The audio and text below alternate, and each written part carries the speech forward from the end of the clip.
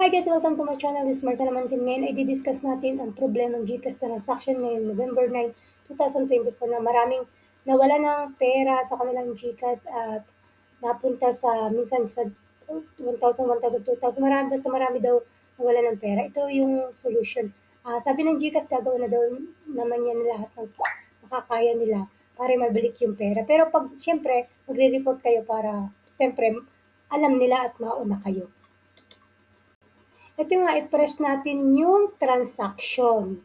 After that, yan, for example, yan, 300 na yan, pindutin natin yan. And then i-press natin yung need help. Ito. Then yung cursor, i-click natin, and then, ito yung lalabas, report scam.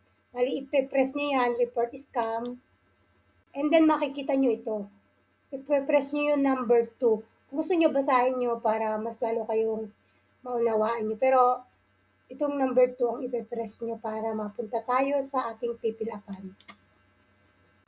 Ayun na nga guys, kumpletehin nyo yung mga yan nakalagay dyan. Yung Eurasian. Kumpletuhin nyo yan guys, unawain nyo. And then, after that, ito yung pinaka-importante. Yung i-upload nyo, attach nyo yung photo nung para makatulong. Ito yung i-attach nyo dito. Then, after that na i-attach nyo na, i-submit nyo na.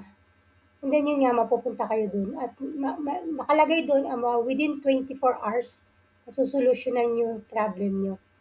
Okay, good luck guys. At sana makabalik yung mga pera nyo. Thank you for watching. Bye!